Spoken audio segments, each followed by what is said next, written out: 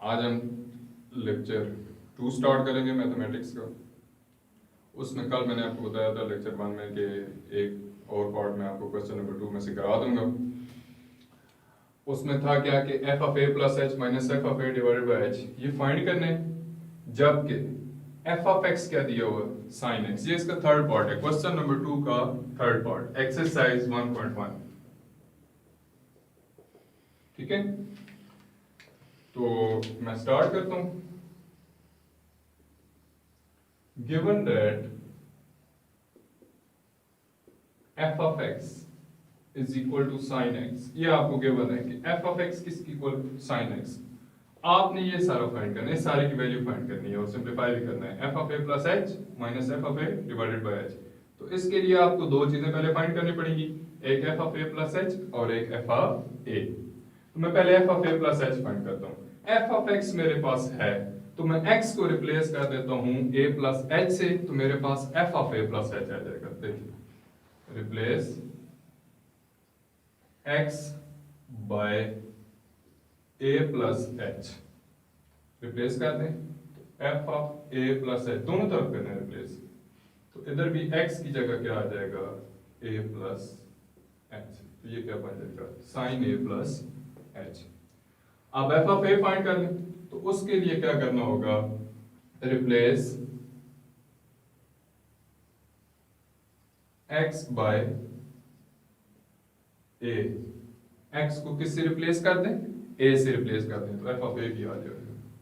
तो F of a किसकी equal आ गया, साइन ए की इक्वल आ गया। अब आपके पास f of a plus h भी है, आपके पास एफ ऑफ ए भी है। ये हो गया F of a plus H, ये हो गया आपके पास एफ ऑफ ए। ठीक है, अब जिसकी वैल्यू फाइंड करनी है सारे की वो लिखते हैं। Now f of a plus h minus f of a divided by h, इस सारे की वैल्यू फाइंड करनी is equal to f of a plus h किसकी इक्वल है, साइन ए प्लस एच की।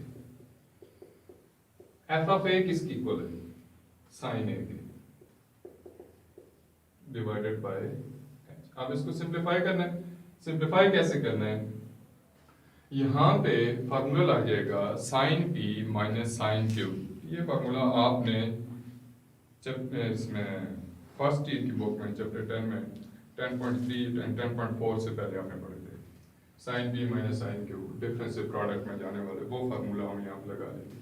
ये इधर मैंने लिखा हुआ भी है as ahead, sine p minus sine q किसकी इक्वल है, 2 cos p plus q divided by 2 sine p minus q divided by 2।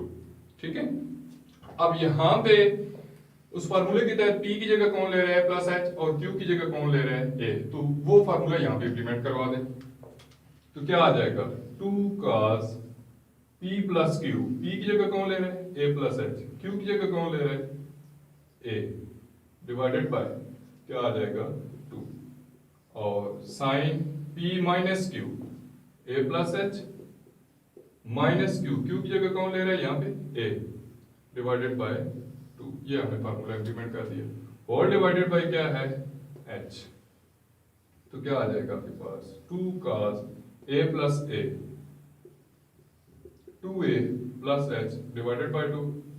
यहाँ भी ये a प्लस का है और एक माइनस का है, तो ये आपस में कैंसिल हो जाएंगे। इधर पीछे क्या रह जाएगा sine h by 2 whole divided by h।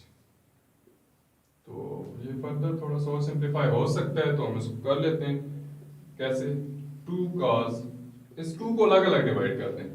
तो जब 2 a के नीचे 2 डिवाइड होगा तो क्या रह जाएगा a, h के नीचे डिवाइड होगा तो क्या रह जाएगा h by 2 into sine h by 2 whole divided by h। तो ये वैल्यू आ गई आपके पास f of a plus h minus f of a divided by h. इसी तरह इसका फोर्थ पार्ट वो तो बिल्कुल इसी तरह ही है, सेम है। कुछ वहाँ पे भी आपका फार्मूला लगेगा cos b minus cos q। क्योंकि वहाँ पे जो क्वेश्चन है वो है f of x is equal to cos x, उसके लिए पहले फाइंड करनी है।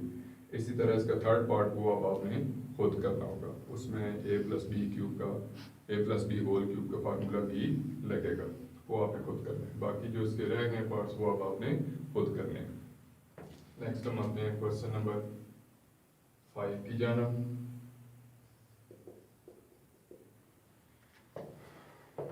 तो क्वेश्चन नंबर 5 है आपके पास, given f of x is equal to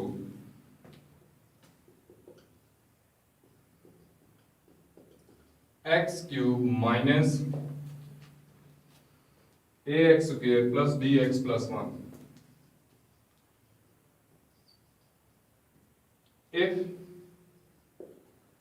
f of 2 is equal to minus 3 and f of minus 1 is equal to 0, find value of a and b। आपको f of x दिए हुए, फिर नीचे आपको f of 2 दिए हुए कि -3 की इक्वल है और f of -1 0 की इक्वल है। ये भी आपको इंफॉर्मेशन उसने दी हुई है। तो वो कहता है कि आप मुझे a और b की वैल्यू फाइंड करके दें। इस क्वेश्चन में ये काम करना है। अब जो चीज सबसे पहले लिखी जाती है वो ये लिख के जाता है कि गिवन क्या है आपको, given that f of x is equal to x cube minus ax square plus bx plus 1। अब इसके साथ आपको दो और भी चीजें गिवन है कि f of 2 -3 की इक्वल है और f of -1 0 की इक्वल है। तो मैं पहले f of 2 फाइंड करता हूँ, फिर जो कुछ भी आएगा वो -3 की इक्वल होगा, क्योंकि ये क्वेश्चन वाले ने खुद बताया होगा। इसी तरह यहां से भी फिर आगे देखते हैं कि क्या होता है। तो यहाँ पे मैं क्या करूंगा, रिप्लेस x by 2 ताकि मैं f of 2 फाइंड कर सकूं। इस x की जगह 2 रखिए। f of 2 is equal to 2 का क्यूब माइनस a इंटू 2 का square plus b into 2 plus 1। ये सिर्फ x की जगह 2 को रिप्लेस कर दिया इस स्टेप में। 2 का क्यूब 8, 2 का स्क्वायर 4 मल्टीप्लाई बाय तो 4a आ जाएगा, साथ में माइनस ही प्लस 2b प्लस 1। तो ये f of 2 किसकी इक्वल आ गया, 8 plus 1 9 minus 4a plus 2b। as given that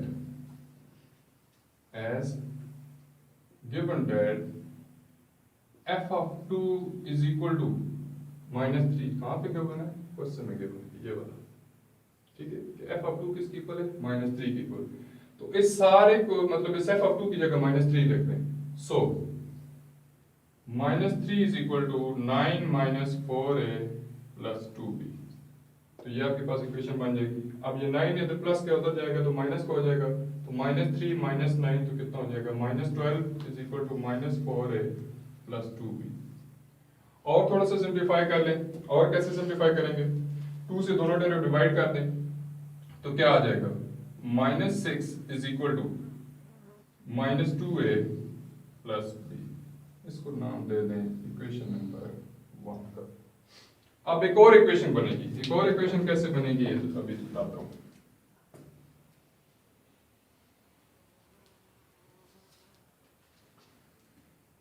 एक आपको चीज दी थी जो आपने भी यूज की इंफॉर्मेशन f of 2 -3 की इक्वल है। दूसरी इंफॉर्मेशन आपको क्या गिवन है कि f of -1 0 की इक्वल है। तो मैं पहले f of -1 फाइंड करता हूं। तो इसके लिए क्या करेंगे, रिप्लेस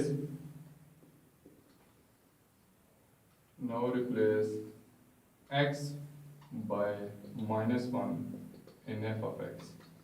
f of x में x की जगह -1 को रिप्लेस कर दें, वो ये आपके पास f of x है। तो f of -1 क्या आ जाएगा, -1 का क्यूब माइनस a इंटू -1 का square plus b into -1 plus 1। ये मैंने x की जगह -1 रिप्लेस कर दी है।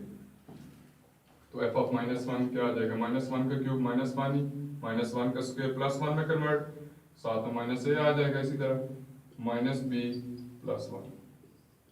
f of -1 ये किसकी इक्वल आ गया, -a -b। लेकिन क्वेश्चन में f of -1 किसी और चीज की इक्वल के बने। क्वेश्चन में f of -1 किसकी इक्वल है, 0 की इक्वल के बने। तो मैं यहाँ पे मेंशन करूंगा कि as f of -1 is equal to 0 as given। F of minus one की जगह क्या आ जाएगा, 0 आ जाएगा। ये क्वेश्चन वाले ने मुझे बताया हुआ। तो ये मेरे पास इक्वेशन नंबर बन गई 2 और ये होगी इक्वेशन नंबर 1। अब इन दोनों इक्वेशंस को मैं सॉल्व करूंगा तो ए और बी की वैल्यू फाइंड करूंगा, वो ही इस क्वेश्चन की डिमांड है।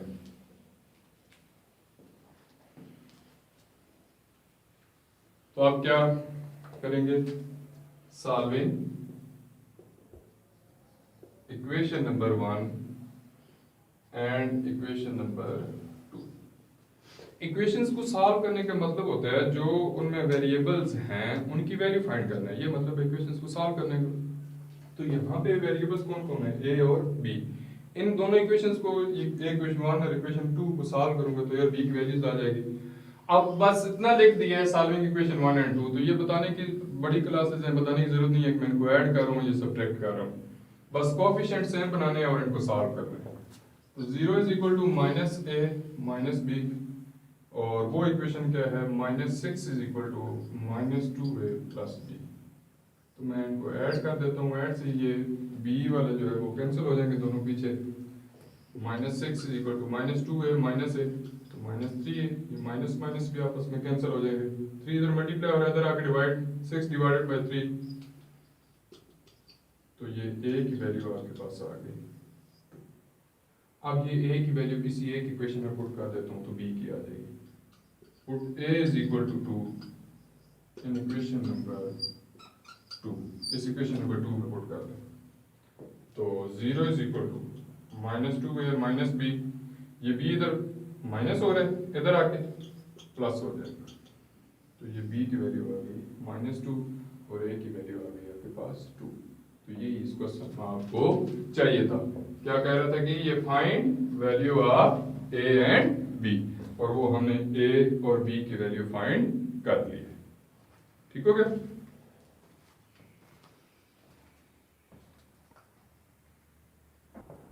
हाँ जी, अब नेक्स्ट हमारे पास क्वेश्चन नंबर 6 है, थोड़ा थ्योरेटिकल क्वेश्चन, मतलब रियल लाइफ प्रॉब्लम है थोड़ा सा। A stone falls from a height of 60 meter on the ground. एक पत्थर है, उसको 60 मीटर की हाइट से, ऊंचाई से गिराया जाता है जमीन पर। The height h after x second is approximately given by h of x is equal to 40 minus 10x square। ये हमें हाइट का फंक्शन दिया हुआ है x में, हाइट का फंक्शन दे दिया है कि वो पत्थर कितनी ऊंचाई से नीचे आया है और किस तरह आया है, ये उसका हाइट दी गई है x सेकंड में। ठीक होगी बात, फंक्शन दिया हुआ है।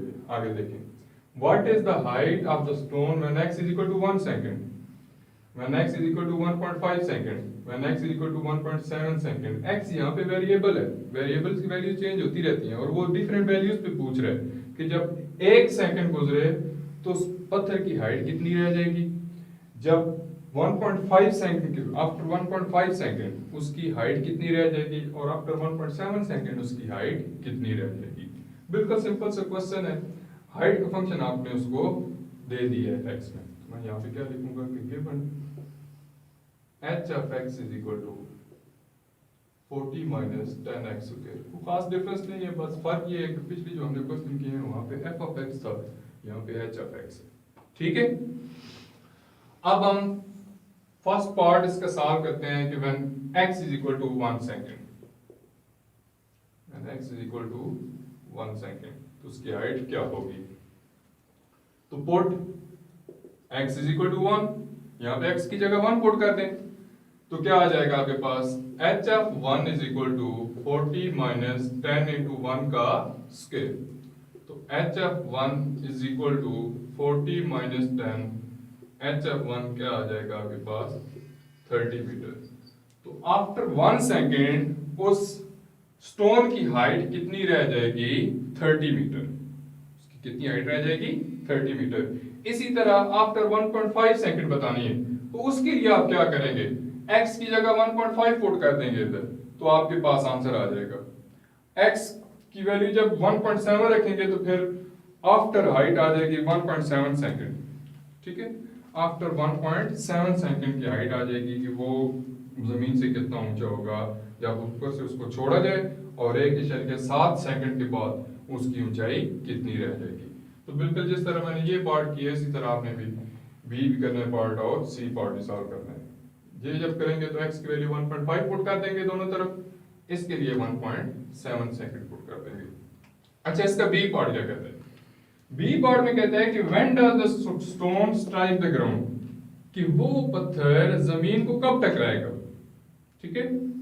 अच्छा, जब पत्थर जमीन को टकराता है, जब आप ऊपर से छोड़ते हैं पत्थर नीचे जमीन को टकराए, जब जमीन से टकराता है तो उसकी ऊंचाई जमीन से बिल्कुल जीरो हो जाती है, 0 मीटर हाइट। उस पत्थर, जमीन भी कोई चीज पड़ी है तो उसकी कोई हाइट नहीं है, वो कोई ऊंचाई पर नहीं है, बिल्कुल जमीन पे पड़ा हुआ है। तो ये पार्ट हम इस तरह ये इंफॉर्मेशन दे के हम सॉल्व करेंगे।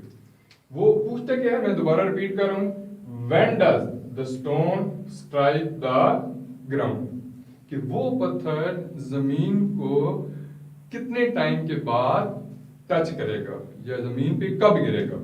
ठीक है।